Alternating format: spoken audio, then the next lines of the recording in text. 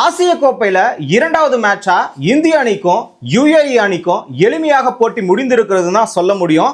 ஏன்னு கேட்டா T20 பொறுத்த வரைக்கும் கிட்டத்தட்ட 3 மணி நேரம் இல்ல 3.5 மணி நேரம் நடக்கும். ஆனா இந்த இடத்துல 2 மணி நேரம் மட்டும் தான் நடந்திருக்கிறது. 8 மணிக்கு ஸ்டார்ட் பண்ணி 10 மணிக்கு முடிச்சிருக்கிறாங்க. இதன் மூலமாக இந்திய அணி பலமா இருக்குதுன்னு சொல்றதா இல்ல யுஏஇ அணி பலவீனமாக இருக்குதுன்னு சொல்றதா?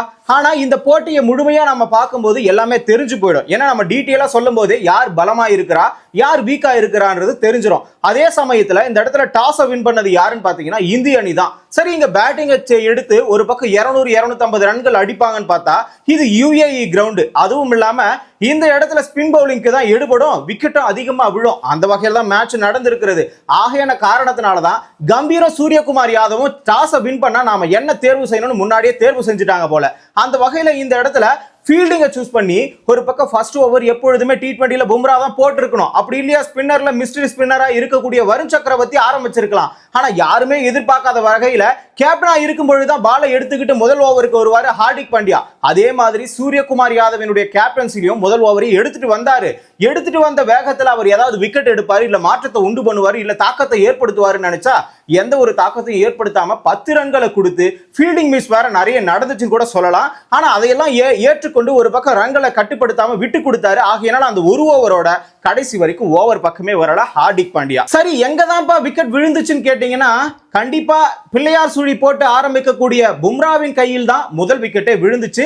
26 ரன்னுக்கு முதல் விக்கெட்டை எடுக்கிறாங்க. 29 ரன்னுக்கு இரண்டாவது விக்கெட்டை வருண் சக்கரவர்த்தி எடுக்கிறாரு. பும்ரா தன்னுடைய ஆரம்ப காலகட்டத்தில் எப்பொழுதுமே முதல் விக்கெட்டை இந்திய அணிக்காக எடுத்து கொடுப்பாரு பிள்ளையார் சுழி போட்டு.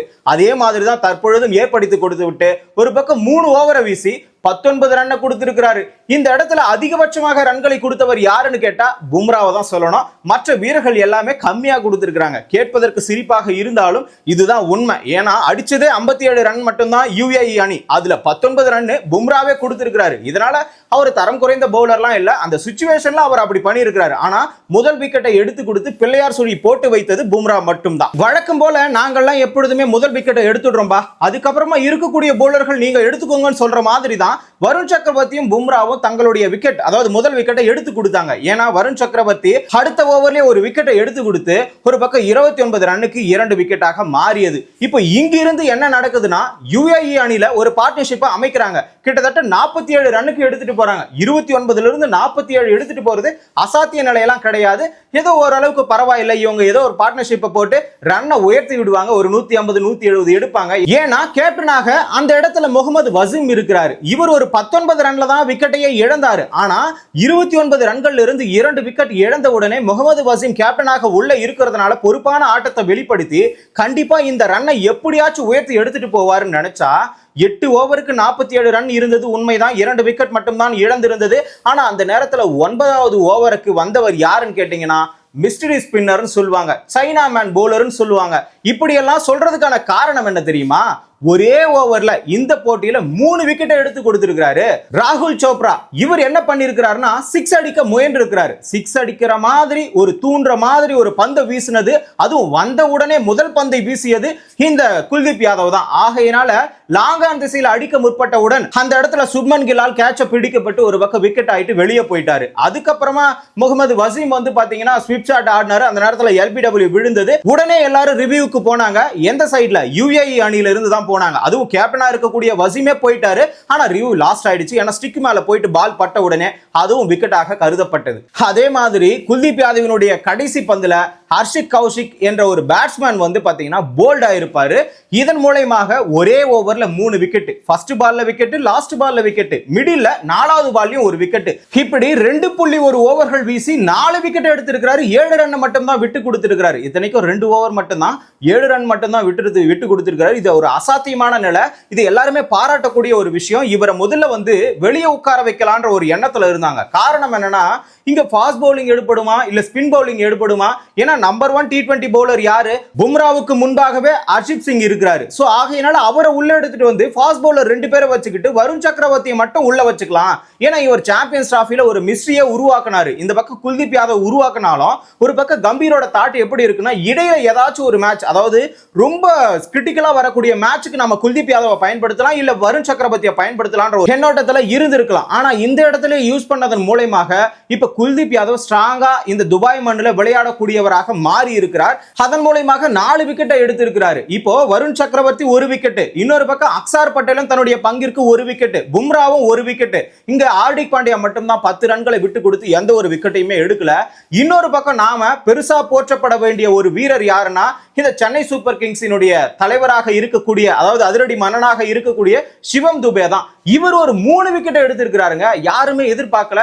இவ்வளவு நாள் வந்து பகுதி நேர ஒரு பந்து வீச்சாளர் என்ற ஒரு பெயரோட விமர்சனத்தோட இருந்த ஒரு சிவம் துபே இன்னைக்கு முழு பந்து வீச்சாளராக மாறி, அதாவது முழு சந்திரமுகியா மாறி இருக்கக்கூடிய உன்னுடைய கங்காவை பாருன்னு சொல்ற மாதிரி முழு பவுலரா மாறி இருக்கிறாரு சிவம் துபே. அதன் அடிப்படையில் 3 விக்கெட் எடுத்திருக்கிறாரு. அதுவும் இல்லாம UAE அணியுடைய மிடில் ஆர்டர், லோவர் ஆர்டர் சொல்லக்கூடிய ஹாஷிப் கான், த்ருவ் பிரசார், ஜுனைத் சித்திக் இந்த 3 பேரையுமே அசால்ட்டா விக்கெட் எடுத்து வீட்டுக்கு, அதாவது பெவிலியனுக்கு அனுப்பி இருக்கிறாரு. இதன் மூலமாக ஒரு பக்கம் 47க்கு 2 விக்கெட் இருந்ததா, இன்னொரு பக்கம் குல்தீப் யாதவ் 3 விக்கெட் எடுத்ததுனால 50க்கு 5 விக்கெட் ஆச்சா.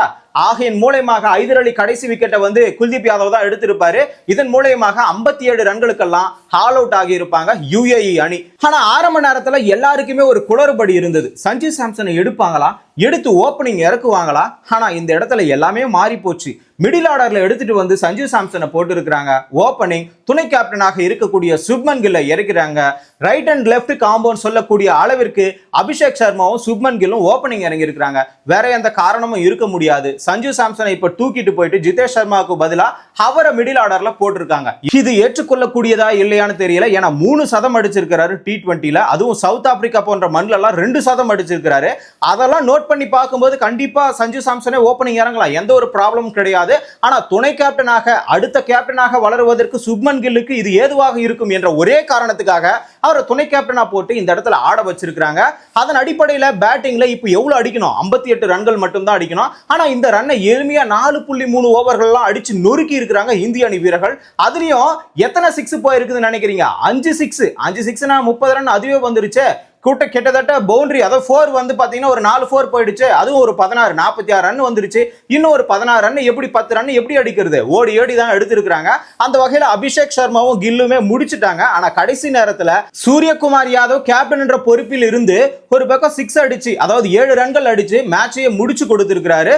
இன்னொரு பக்கம் அபிஷேக் சர்மா 16 பால்ல 30 ரன் அடிச்சிருக்காரு.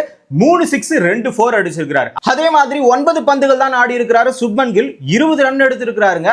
1 6 2 4 அடிச்சிருப்பாரு. அதே மாதிரி 2 பால் மட்டும் தான் ஆடி இருக்கிறாரு சூரியகுமார் யாதவ். 7 ரன் அடிச்சிருக்காரு, அதுலயும் 1 6. இப்படி எளிமையாக ஆட்டத்தை முடிச்சிருக்காங்க இந்திய அணி 4.3 ஓவர்லாம். குளறுபடி எங்கெங்க தெரியுமா இருக்கு? இந்த ஓப்பனிங் மாற்றினது, அதுக்கப்புறமா மிடில் ஆர்டர்ல ஒரு மாற்றத்தை ஏற்படுத்தியது. சிவம் துபேவை எடுக்கலாமா இல்ல ரிங்கு சிங்கவை எடுக்கலாமான்ற ஒரு எல்லாருக்குமே ஒரு குழப்ப நிலை இருந்திருக்கும். ஆனா இந்த இடத்துல கம்பீர் அவர்கள் தெளிவான முடிவு தான் எடுத்திருக்கிறார் போல. ஏன்னா ஆல்ரவுண்டராக ஒரு பகுதி நேர பந்து வீச்சாளராக இருக்கக்கூடிய சிவம் துபேவை பயன்படுத்தி 6 பவுலரா உருவாக்கி எப்படியும் நம்ம ஒரு தாக்கத்தை ஏற்படுத்தலாம் அப்படின்னு நினைச்சுக்கிட்டு எடுத்த வீரர் தான் சிவம் துபே. ஆனா உண்மையாகவே இந்திய அணிக்காக அவர் ஒரு தாக்கத்தை ஏற்படுத்தி இருக்கிறாரு. அதே மாதிரி மிஸ்ட்ரி ஸ்பின்னராக இருக்கக்கூடிய குல்தீப் யாதவ் ஒரு தாக்கத்தை ஏற்படுத்தி இருக்கிறாரு. ஆனா இவங்க 2 பேருமே டவுட்ஃபுல்லா இருந்தாங்க. ஏன்னா 2 ஃபாஸ்ட் பவுலர் வச்சுக்கிட்டு ஒரு ஸ்பின்னர் எடுத்துக்கலாமா, இல்ல 2 ஸ்பின்னரை வச்சுக்கிட்டு ஒரு ஃபாஸ்ட் பவுலர் எடுத்துக்கலாமான்ற ஒரு சிச்சுவேஷன்ல இருந்தாங்க. அதே மாதிரி 2 ஆல்ரவுண்டர்ல பினிஷரை யாரை எடுக்கிறதுன்னு தெரியாம முடிச்சிட்டு இருந்தாங்க.